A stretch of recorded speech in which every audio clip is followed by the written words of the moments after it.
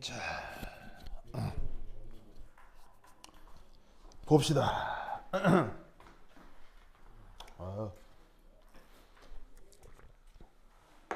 자, 우리 단톡방에 새로운 수업이 올라가 있죠. 그래서 우리 거제도에서 했던 수업 말고 발림동에서 했던 12월 10일 수업이 또 올라가 있거든요. 다음 시간까지 숙제가 뭐라고요? 그 12월 10일에 했던 그 발림동 수업을 보고 필기를 완성해서 오는 게 숙제예요. 알겠죠? 다음 시간에 숙제 검사합니다. 알겠죠?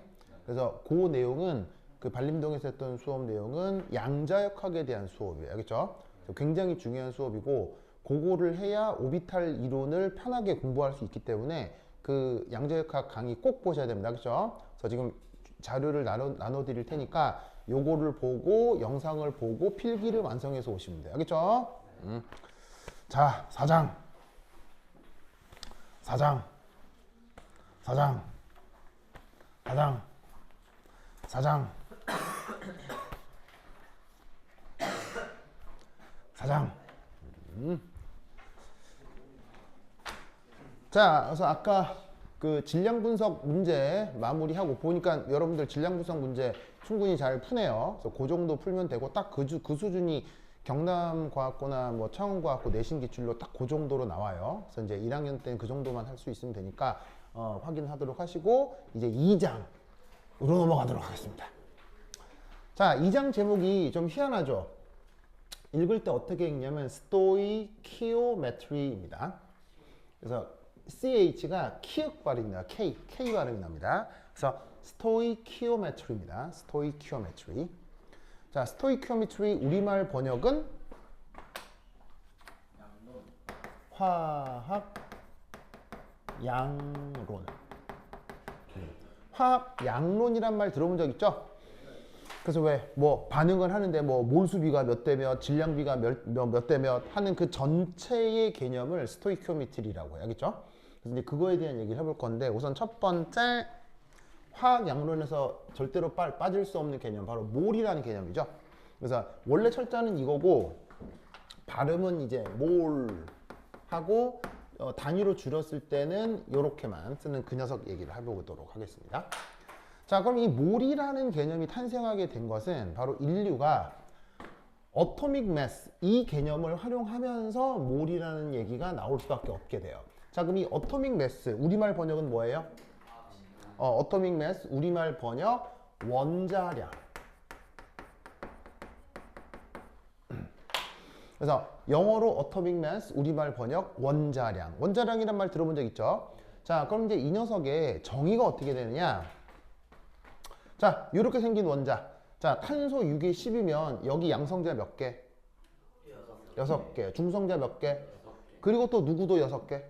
전자도 6개. 알겠죠? 그래서 양성자 6개, 전자 6개, 중성자 6개로 되어 있는 원자. 자, 그놈 한 개의 질량을 비례식으로다가 12로 한번 정해보자. 12로 한번 정해보자. 그랬을 때 다른 원자들하고의 질량비 그 개념을 원자량이라고 한다. 무슨 뜻인지 아시겠죠? 알겠죠? 그래서 이 원자량은 실제 질량이 아닙니다. 실제 질량이 아닙니다. 그 질량 사이에 뭐 비율이라는 얘기죠. 비율을 영어로 ratio라고 하죠. 그러다 보니까 이 원자량은 실제 질량이 아니기 때문에 단위가 있을까요? 없을까요? 실제 질량이 아니라 비이기 때문에 이 녀석은 no 단위가 없어요. 그러면 이 원자량이라는 개념을 실제 예시를 들어서 한번 구해보자 이런 얘기죠. 그렇죠? 그럼 이 원자량을 어떻게 한번 구해보는 거냐? 그러면 원자 중에 제일 간단한 원자가 바로 수소 원자잖아요. 그럼 이놈의 원자량을 한번 구해보자. 그러면 원자량을 구하는 데 있어서 가장 중요한 데이터는 뭐겠어요? 어떤 원자의 원자량을 구하는 데 있어서 가장 중요한 데이터? 이게 없으면 원자량을 못 구해요.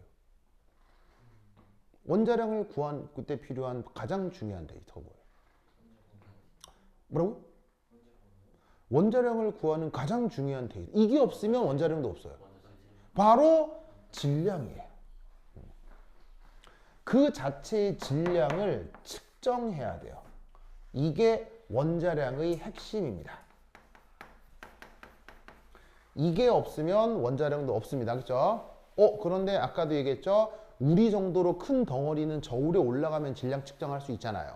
그런데 원자, 분자 같은 경우는 질량 뭐 이용해서 측정한다고 했죠? 질량 분석기.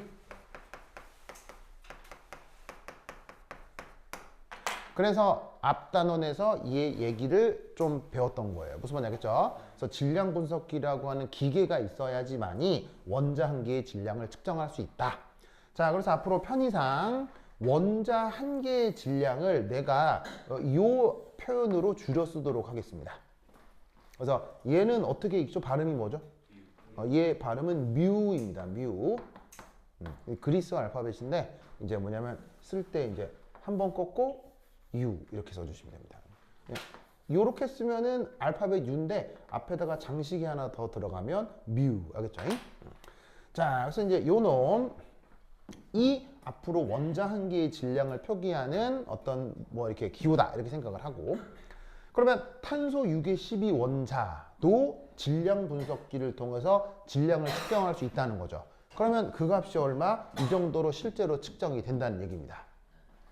수소 원자도 실제로 질량 측정을 하면 이 정도가 된다는 얘기입니다.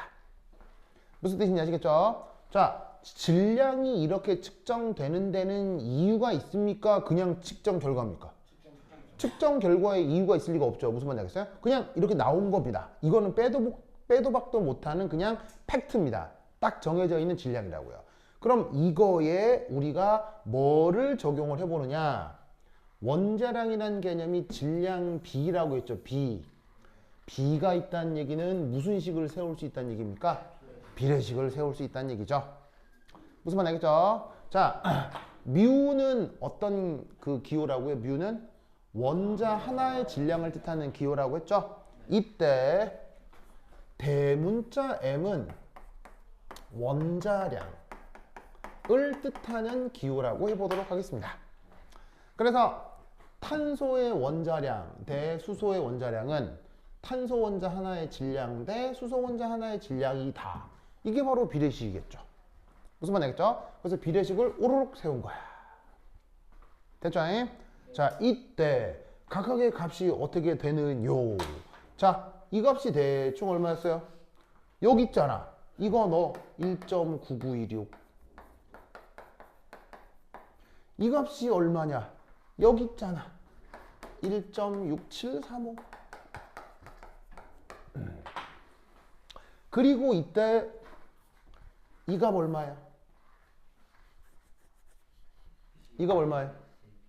바로 탄소 6번의 원자량을 뭐로 정했어? 12로 정했잖아. 그럼 이 자리에다가 12를 넣는 거지. 알겠죠? 그럼 얘를 열심히 계산할 수 있겠지?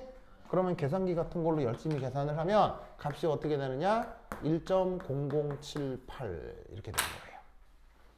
무슨 말 알겠죠? 그래서 이것이 수소 1번의 수소 H11의 원자량 1.0078이라는 값이 나오게 된다 이런 얘기예요. 무슨 뜻인지 아시겠죠? 알겠죠?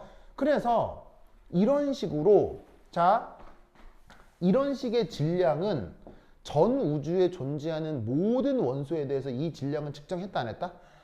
완전 전수조사 다 돼 있다고 했죠. 원소뿐 아니라 동위원소까지. 무슨 말인지 알겠어요? 그러면 한 2천여 개의 데이터들을 가지고 이렇게 비례식 세울 수 있어요? 못 세워요? 비례식 세울 수 있죠. 자, 많은 데이터에 대한 기계적 계산을 해주는 프로그램이 뭐예요? 많은 데이터에 대한 기계적 계산을 한 번에 해주는 프로그램. 엑셀이요. 엑셀. 무슨 말인지 알겠어요? 엑셀이 여러분 어마어마한 프로그램인 거 알아요? 그 마이크로소프트 엑셀이요. 엑셀. 여러분 그 미국 회사 중에 마이크로소프트라고 있는데 그건 알아요? 이런 표정 왜 그래? 그래? 마이크로소프트라는 회사 알죠? 거기서 막 프로그램도 만들고 막 혹시 윈도우라고 들어봤어요? 알죠? 이상한 사람들이 그래서 그 회사에서 만든 여러 가지 업적들이 있는데 사실 일반인들이라고 해야 할까? 사실은 이게 업무를 중시하는 사람들 입장에서 그 마이크로소프트의 역작은 사실 엑셀입니다. 엑셀이 어마어마한 프로그램이에요. 이게 엑셀이 뭐랑 연동돼 있냐면 그 비주얼 베이직이랑 연동이 돼 있거든요. 그래서 엑셀 안에서 코딩이 가능해요. 그래서 엑셀 안에서 그림도 그릴 수 있는데 동영상도 만들 수 있어요. 엑셀로 동영상 만들 수 있어요. 정말이에요. 엑셀로 안 되는 게 없어. 안 되는 게 없어. 엑셀이라고 하는 게 이게 어마어마한 프로그램이야. 그래서 이 엑셀이 개발되기 전과 후로 계산의 어떤 규모가 달라졌어요. 그래서 엑셀이라는 프로그램이 되게 좋은 프로그램이니까 나중에 여러분들 뭐 조금 여유가 있을 때 엑셀도 좀 어떻게 하면 잘 다룰까 공부를 좀 해봐요. 알겠죠? 엑셀이 진짜 어마어마한 프로그램입니다. 하여튼. 그래서 여하튼 엑셀 같은 걸 활용해서 전 우주에 존재하는 모든 동위원소들에 대한 이런 비례식 계산이 이게 완전히 다 해놨다고. 전부 다 해놨다고. 알겠어요? 그래서 어디를 보시냐? 한 장 넘겨서리 20페이지 보시오. 20페이지. 자, 한 장 넘겨 20페이지. 찾았어요? 거기 표 3이 있을 것인데 20페이지에 표 3 찾았대용? 네. 찾았대용? 자, 거기에 뭐가 나와 있어요? 여러 동위원소들에 대한 원자량과 심지어 모두 다 나와 있죠. 존재비까지 다 나와 있죠? 무슨 말 알겠죠? 그렇죠? 그래서 이런 식으로 전 우주에 존재하는 2000여 종의 동위원소에 대한 실험 데이터가 이게 다 있어요. 전부 다 있어. 그래서 비례식을 싹 세워가지고 그 원자량도 다 구해놓았다 이런 얘기지. 그럼 여기서 알 수 있는 거 원자량은 자 거기 딱 보시면 알 거예요. 탄소 6의 12를 제외하고 자연수 되겠어요? 자연수 불가능하겠어요? 자연수 될 수가 없습니다. 무슨 말 알겠죠? 왜냐하면 이런 식의 비례식으로 계산된 것이기 때문에 원자량은 자연수가 나오는 게 불가능합니다. 딱 얘만 12로 정해져 있죠? 그건 정했으니까 그런 거고 정의가 아닌 애들은 다 비례식으로 구한 것이니까 다 여러 자리 숫자의 유리수들로 표현되어 있는 거지. 알겠죠? 그거를 우선 확인하시면 됩니다. 그리고 그 아래쪽에 연습 문제 1에 보시면 몇몇 원소들의 평균 원자량 계산해라. 뭐 그런 문제도 나오죠. 그렇죠? 네. 평균 원자량 계산하는 건 아까 그 질량 분석해 하면서 했었죠. 그렇죠? 그 아이디어 그대로입니다. 연습 문제 1 같은 거. 그래서 이제 탄소 내가 벌로 쳐버렸다. 자, 여기 보시면 이 아래쪽에 탄소 여기 이제 질량수 12, 13짜리의 평균 원자량을 구해라. 이런 문제 있는데 아까 질량 분석기에서 했던 내용 그대로 반복해 주시면 됩니다. 됐고, 자, 그 다음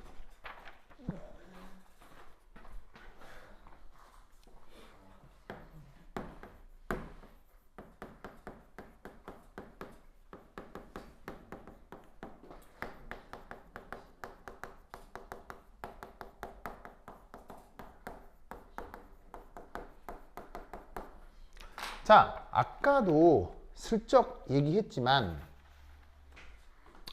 여기에 그 원자량이라는 개념 그건 지금 이 내용이고요.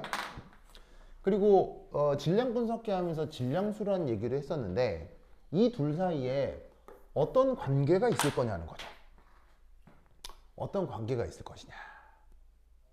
자, 이 둘 사이에는 어떤 관계가 있느냐?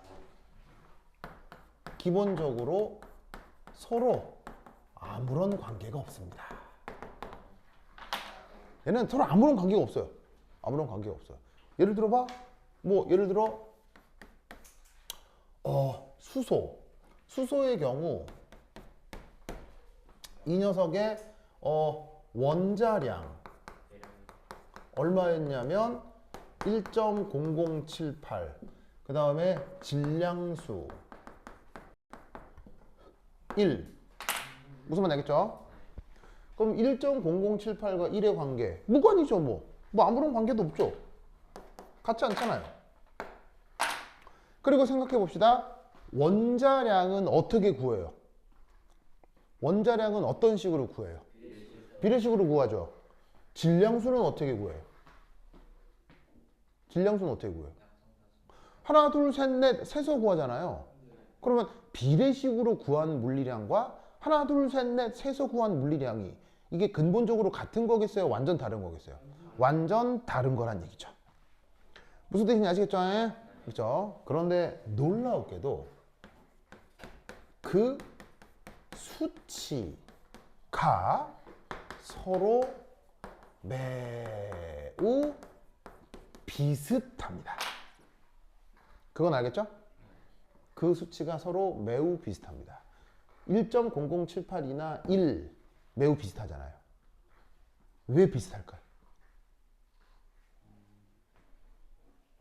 왜 원자량과 질량수는 비슷할까요?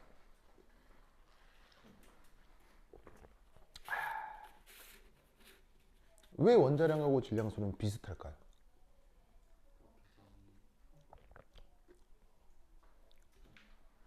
서로 완전 무관한데 숫자가 매우 비슷하단 말이에요. 왜 그럴까요? 탄소를 가지고 원자량을 정의했기 때문에. 오, 아주 가까워요. 자, 왜 원자량과 질량수는 서로 무관하지만 그 수치가 서로 매우 비슷하냐?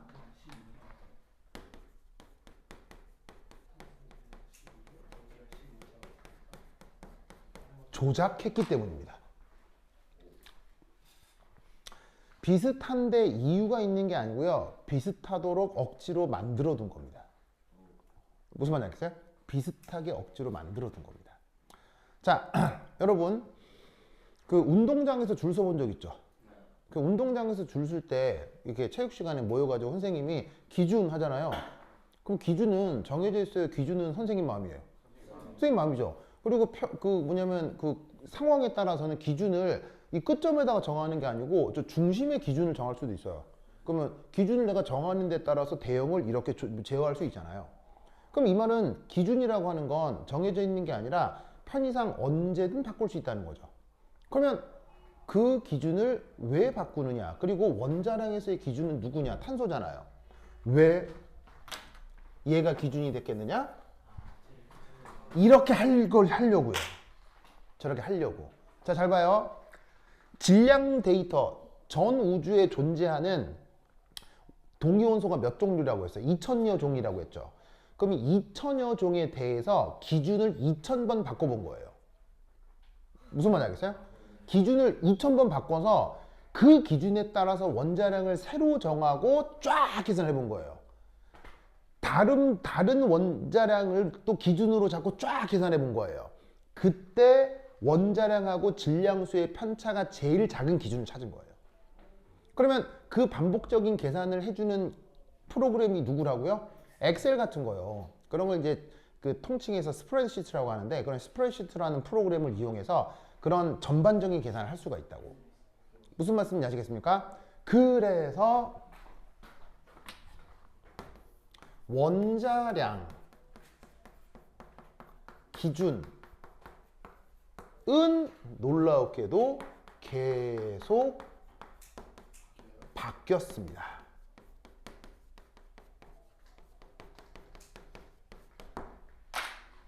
자, 원자량 기준은 왜 계속 바뀌었겠어요? 인간의 계산 테크닉이 많이 발전했기 때문이겠죠. 예를 들면은 컴퓨터나 그런 프로그래밍 같은 경우는 20세기 후반에 이제 만들어지는 거잖아요. 무슨 말인지 알겠어요? 컴퓨터가 말이죠. 요즘은 100만 원도 안 되게 살 수 있잖아요. 100만 원도 안 되는 컴퓨터들도 있잖아요. 근데 내가 여러분만 할 때 드디어 우리나라의 뭐 컴퓨터니 뭐 이런 말들이 들리면서 컴퓨터를 이제 한 대씩 구비하는 이런 사람들이 있었단 말이에요. 그때 컴퓨터의 성능이란 지금 성능에 비하면 정말 보잘것없었겠죠.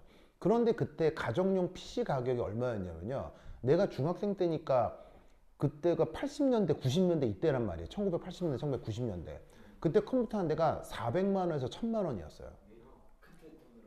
예, 그때 돈으로요. 그때 화폐 숫자로 400만 원에서 1000만 원 정도 했었어요. 무슨 말인지 알겠어요? 그러면 물가 상승률까지 고려하면 그때 1980년대 400만 원이면 지금 가치로 1500만 원 넘어요. 무슨 말인지 알겠어요? 컴퓨터 한 대 1000만 원, 2000만 원 있었다는 뜻이에요. 지금 가치로. 무슨 말인지 알겠어요? 그러니까 그 옛날에 그 컴퓨터가 겨우 도입된 게 1980년대, 90년대라는 얘기지. 근데 1980년대, 90년대 이전에도 과학 발전이 있었을 거잖아. 그럼 그때는 컴퓨터도 없고 뭐 엑셀도 없고 뭐 그랬을 때는 계산을 하기가 되게 힘들었겠지. 그러다 보니까 그 계산의 결과가 지금과는 약간 이게 좀 지금 수준에서 보면 약간 소박했을 거란 말이야. 그러면서 이제 기준이 바꿔온 역사들이 생기는데 아주 과거에는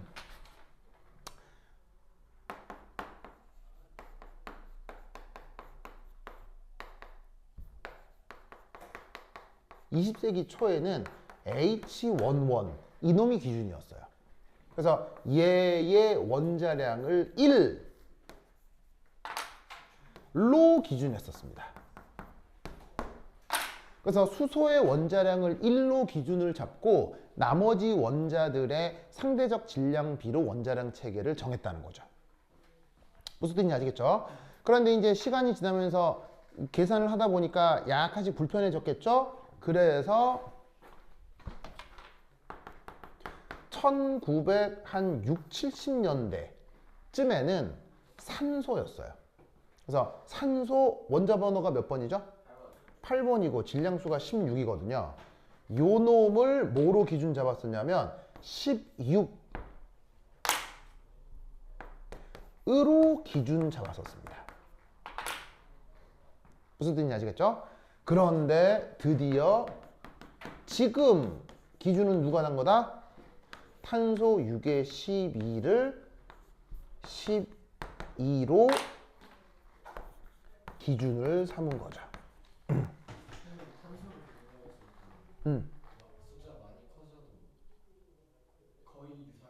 그렇죠. 그래서 원소들을 싹 바꿔 봤을 때 전반적으로 그 값이 누구랑 비슷해지도록 질량수와 원자량이 비슷해지도록 수없는 도전해서 찾은 기준이 바로 이 탄소 6의 12가 된다는 얘기예요. 네, 당연히 사실은 오차는 있을 수밖에 없습니다. 근데 그 오차를 감안했을 때 오차의 크기가 제일 작아지는 게 이게 된 거죠. 그래서 데이터가 한 2000여 개 정도의 질량 데이터가 있으니까 그걸 이제 스프레드시트에 해놓고 쫙 돌린 거죠. 이것도 해보고 저것도 해보고 그 다음에 사실 꼭 탄소를 12로 기준 삼을 필요도 없는 거예요. 탄소로 정했다고 치더라도 얘 기준을 24로 둘 수도 있고요. 30으로 둘 수도 있고요. 그럼 비례식만 바뀌는 거니까 나머지 것들의 질량수가 나머지 것들의 원자량도 다 바뀔 수 있겠죠. 그런데 이 12를 질량수랑 같게 뒀을 때 그 편차가 가장 작아지더라 이런 얘기지. 그래서 지금의 기준으로 수소는 1이 아니라 지금 기준으로는 1.0078, 산소는 15.9994 요 정도로 원자량이 약간씩 바뀌는 겁니다. 알겠죠? 그래서 기준에 따라서 원자량이 약간씩 바뀌는데 지금의 기준은 이것이고 그것에 따라서 지금 이 둘의 원자량은 여기서 이렇게 여기서 이렇게 바뀌어 온 것이다. 무슨 말 알겠죠? 그래서 질량수와 원자량은 굉장히 값이 비슷하다라는 거 알아두시기 바래요. 자, 그 다음 지금 나해 준아 해줄게요. 지우사 쓱쓱쓱쓱 지우사 쓱쓱쓱쓱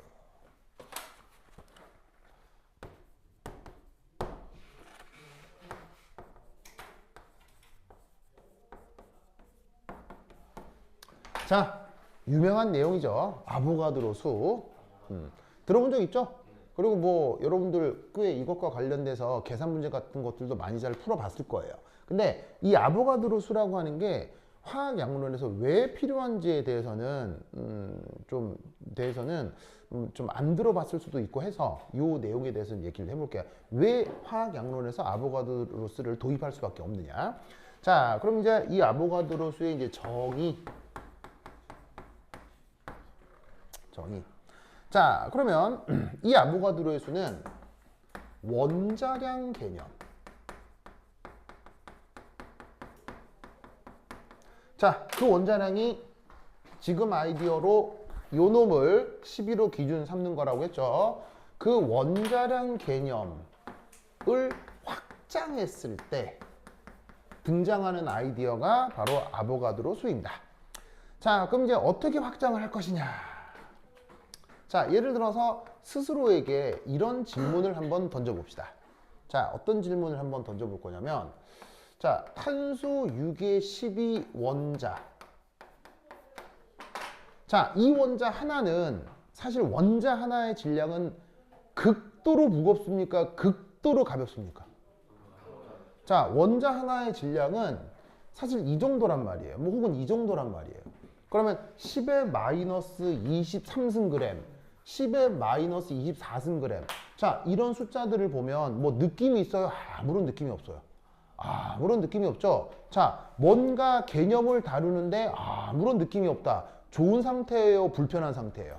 불편하지. 그래서 이때 어떻게 생각을 하냐면, 자, 그렇다면 이놈, 이거를 몇 개 모아 놓으면 12g이 될까? 이 질문을 한번 해보자 이런 말이에요. 아시겠죠? 여기서 이 10이라는 숫자는 사실 원자량을 뜻하는 숫자겠죠. 그래서 그 원자량만큼이 어떤 질량 단위가 되려면 얘를 몇 개 모으면 되겠느냐라는 거죠. 자, 근데 이 질문에 대한 답 역시 굉장히 단순합니다.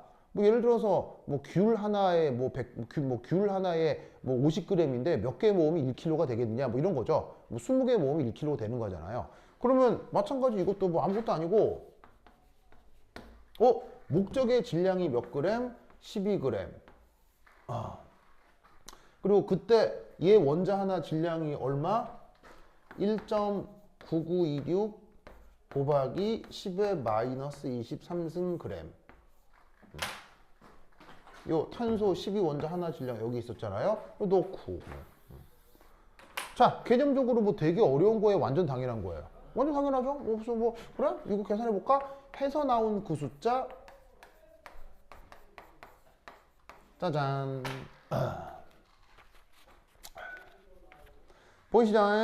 보이시죠? 됐습니까? 됐죠? 그렇구나. 그러면 이 정도 모으면 되나 보구나. 좋아. 자, 그런데 이 숫자의 의미가 뭔지 한번 살펴보자 이런 얘기죠. 자, 여기 지울게요. 여기 지우도 되겠죠? 자, 지우고. 그러면 이 아보가드로스는 자, 의미가 뭐냐? 얘는 바로 요 6.02 곱하기 10의 23승 이 놈을 이제 NA라고 쓰고, 아시다시피 얘를 그 유명한 아보가드로 수라고 하는데, 이 아보가드로 수는 의미가 뭐냐? 바로 원자량과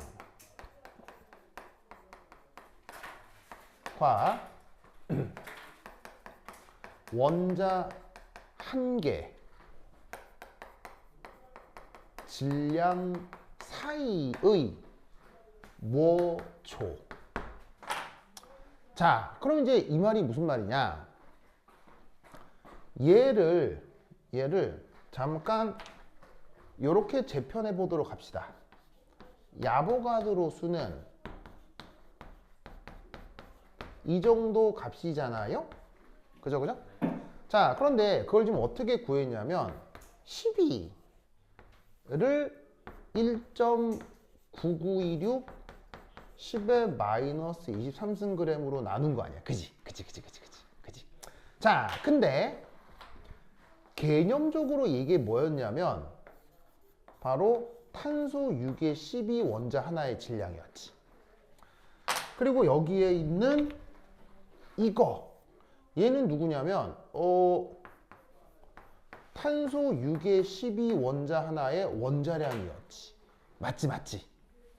그러면 얘는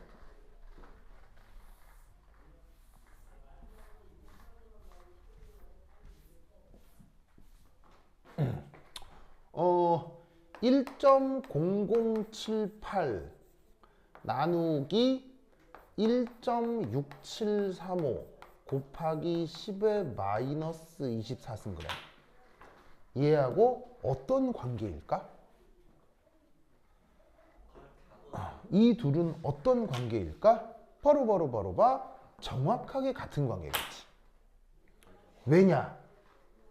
얘는 뭐예요? 수소 원자 하나의 질량이었지? 그리고 1.0078은 뭐야? 수소 원자의 원자량이었지. 그럼 아까 봅시다. 이것 대 이거는 이것 대 이거였지. 그러면 이것 대 이거는 이것 대 이거로 정의했잖아. 그러면 저 위에 비례식이 이것 대 이거는 이것 대 이거잖아. 그럼 비례식의 속성상 이것 대 이거는 이것 대 이게 달라야 돼? 정확하게 같아야 돼? 정확하게 같아야 된다는 얘기지. 그러면 얘를 확장하면 어떻게 쓸 수 있냐면 임의의 원자의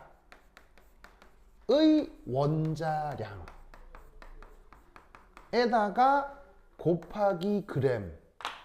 여기에 있는 그램은 요 질량 단위 그램을 얘기하는 거야. 알겠죠? 나누기 임의의 원자 한 개 질량을 나눈 것으로 완벽하게 확장할 수 있다는 얘기죠. 무슨 뜻인지 아시겠죠? 왜? 원자량이라고 하는 게 기본적으로 뭐로 정의가 되어 있기 때문에 비례식으로 정해져 있기 때문에 예시는 탄소하고 수소로 들었지만 나머지 모든 원소들에 대해서 원자량을 비례식으로 정해놨으니까 무조건 어떤 원자량을 무조건 원자 하나의 질량으로 나누면 무조건 야보가드로 수가 나오게 돼 있다 이런 말이에요. 무슨 말인지 알겠어요? 그래서 비례식으로 정해놨기 때문에 이것 대 이거는 이것 대 이거고 이것 대 이거가 같아진다 이런 말이지. 그렇다면 이 야보가드로 수는 원자량과 원자 한 개 질량 사이에 뭐겠어요? 원자량과 원자량 한 개 사이에 뭐겠어요? 아보가드로 수는 비례 상수가 된다는 얘기예요. 알겠죠? 그래서 비례식이 성립하기 때문에 뭐를 알아낼 수도 있다? 비례 상수를 알아낼 수도 있는데 그걸 뭐라고 한다? 야보가드로 수라 한다. 이런 말이죠. 무슨 말 알겠죠? 그래서 야보가드로 수라는 개념을 인간이 쓸 수밖에 없는 거예요. 알겠죠? 그래서 원자량을 비례식으로 정해 놓았기 때문에 원자량과 원자 한 개 질량 사이에 비례 상수도 나타날 거고 그 비례 상수를 뭐라고 한다? 바로 야보가드로 수라고 한다. 이런 말이에요. 뭔 말인지 알겠죠? 좋아. 됐죠? 됐죠? 자, 이거 치고 되겠어요? 준다. 세우사 쑥쑥쑥쑥. 세우사 쑥쑥쑥쑥.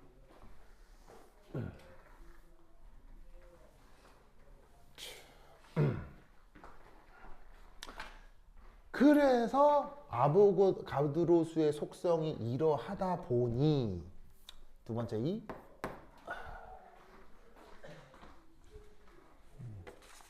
두 번째 원자량 개념 확장 동그란 이 그래서 요 1 그 다음에 2 두 번째 이 바로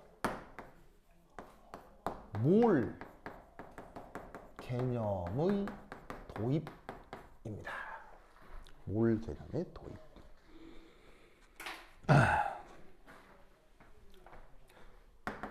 이제 편의상 아보가드로 수만큼의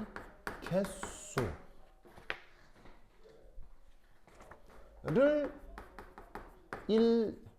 1몰로 정의합니다.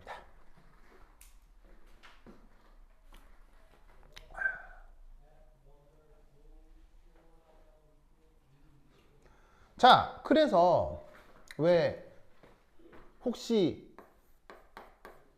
12개를 뜻하는 말이 뭐예요? 12개를 뜻하는 말? 12개를 뜻하는 말이 뭐예요? 바로 one dozen이죠. 그래서 일본식 표현으로 다스, 한 타스, 두 다스 하는 게 이 dozen이에요. dozen. 알겠죠? 네. 그 다음 고등어 2마리를 뭐라고 해? 한 손이라고 하거든요. 그래서 이제 뭔가 개수를 세는 단위에는 인간들이 이게 관습적으로 부르는 이름들이 있단 말이에요. 무슨 말이겠죠? 그러면 12개를 one dozen이라고 하기 때문에 얘를 수리적으로 어떻게 표현하면 편하냐면 12개 per dozen 이라고 표현하면 편한 거예요. 즉 dozen이라는 단위 안에 12개가 있는 거다. 무슨 말이겠어요? 그 다음 얘는 어떻게? 2마리 per 손. 손이라는 단위 안에 2마리가 있다. 무슨 말인지 알겠죠? 이런 식으로 수리적으로 표현하면 편리하다는 얘기지. 알겠죠? 그러면 마찬가지로 어떻게 6.02 곱하기 10의 23승계를 1몰로 하자면 얘를 표기할 때 어떻게 표현하면 편하겠어요? 6.02 곱하기 10의 23승 개퍼 몰이라고 쓰면 편리하겠지. 무슨 말 알겠어요? 알겠죠? 이때 물리학에서는 개라는 단위는 생략합니다. 카운팅에서 나타나는 단위 한 개, 두 개에서 이 개수는 물리학에서 생략해서 안 씁니다. 무슨 말인지 알겠어요? 그래서 이것으로부터 이제 아보가드로 수는 편의상 단위가 부여됩니다. 어떻게 부여되느냐? 6.02 곱하기 10의 23승의 몰의 역수라는 요 단위, 요게 붙는다는 걸 명심해야 됩니다. 알겠죠? 아보가드로 수는 그래서 단위가 있어 없어요? 있다니까. 알겠죠? 아보가드로 수 단위 없다고 하면 안 돼요. 알겠죠? 아보가드로 수는 단위가 있고 그 단위가 뭐다? 몰의 역수.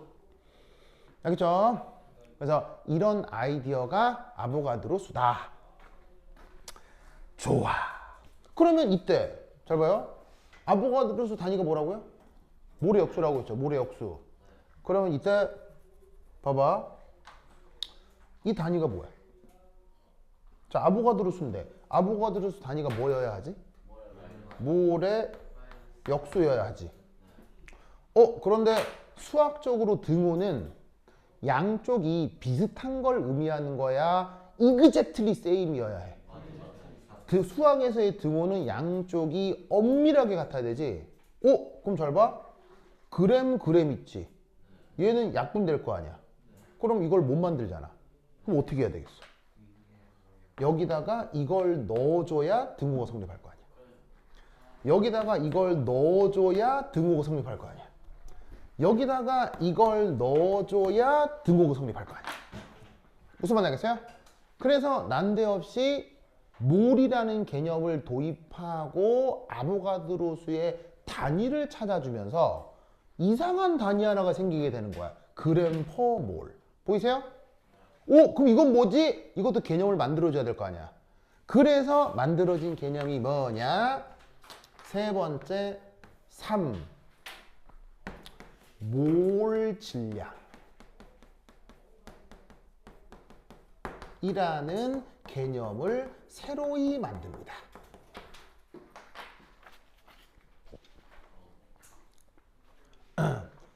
원자량을 처음에 비례식으로 정하고 근데 정해놓고 보니까 숫자가 질량이 너무 작아서 요놈의 그 뭐냐면은 원자량하고 원자 한 개 사이에 비례상수가 뭔지를 찾았더니 숫자가 또 뎁다 커.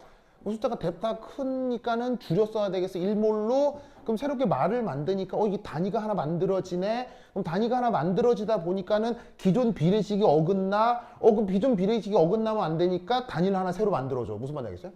그럼 단위가 하나 만들어진다는 얘기는 새로운 물리량이 도입돼야 되잖아. 그래서 그램퍼 몰이라는 단위를 갖는 새로운 물리량 개념을 또 만들어주는 거야. 그 개념을 뭐라고 한다? 몰질량.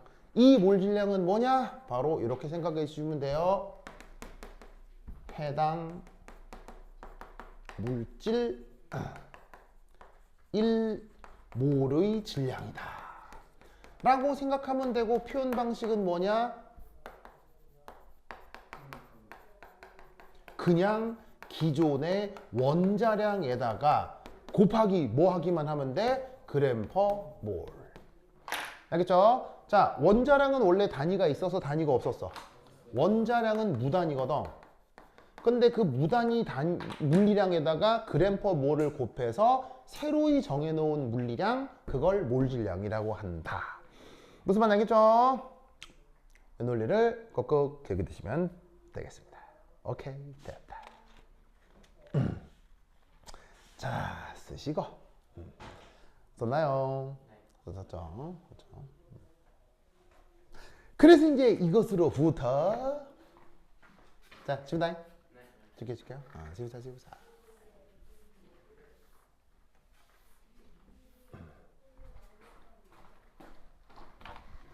여러분들이 또 잘 알고 있는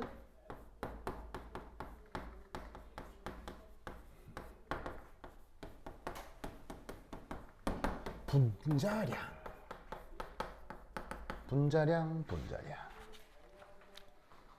자, 분자라고 하는 건 뭡니까?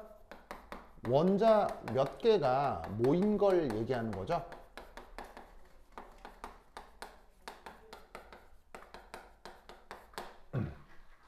그래서 뭐 예시는 뭐 천지백가리로 많을 겁니다. 뭐 H2O 뭐 이런 애도 있고 CO2도 있고 뭐 등등등 해서 이제 우리가 구체적으로 다 배워볼 건데, 이제 우리가 알고 있는 분자량은 이제 어떻게 계산해 주시면 되겠습니까? 질량 보존이라는 개념 있죠? 질량 보존이라는 개념 때문에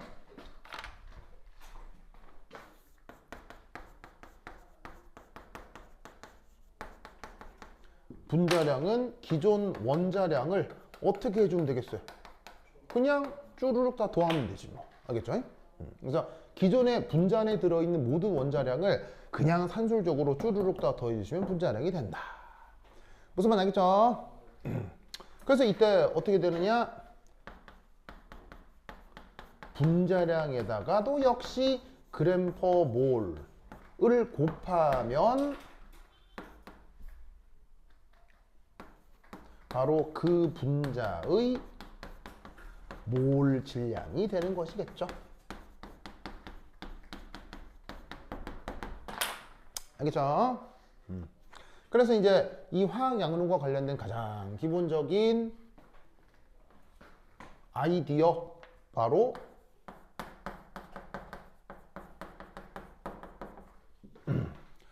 몰수는 어떻게 계산해 주시면 돼요? 바로 그 해당 물질의 질량을 몰 질량으로 나눠주시면 된다, 이런 얘기인 거죠. 그래서 몰수는 몰질량분의 질량인데, 이걸 단위적으로 분석을 좀 해보면 질량의 단위는 뭐예요? 그램이죠? 몰질량의 단위는 뭐예요? 그램 퍼 몰이잖아요. 그러면 그램을 그램 퍼 몰로 나누면 무슨 단위만 남아요? 몰만 남는 거지. 이때 이 몰질량 자리에다가 뭐를 넣어주면 된다는 얘기예요. 원자량을 넣어줘도 되고 뭐 분자량을 넣어줘도 되는 거죠. 그래서 원자량을 넣어주면 그 원자의 몰수가 되는 거고, 분자량을 넣어주면 그 분자의 몰수가 되는 거겠지. 무슨 말 알겠죠? 그래서 이 수식은 화학 양론의 기본적인 수식이니까 여러분도 기본적으로 알고 있다고 생각하도록 하겠습니다. 자, 필기 마무리 하시고요. 좋아. 자, 쓰십시오. 썼어요? 썼죠.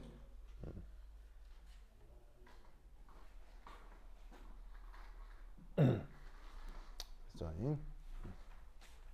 자, 여기 지워도 되겠어요? 여기 줄게요. 여기 줄게요. 지우자, 지우자.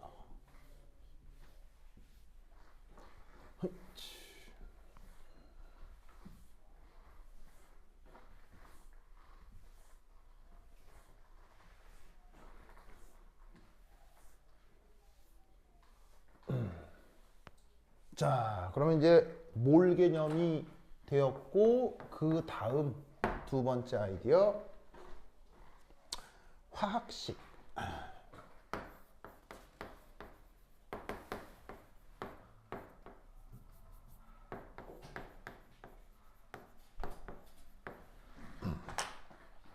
자, 또 챕터가 바뀌니까 한번 끊을게요. 그래, 업로드하기 좀 편해서. 아니요, 쉬는 시간 아니에요. 자, 어디 가지 마세요.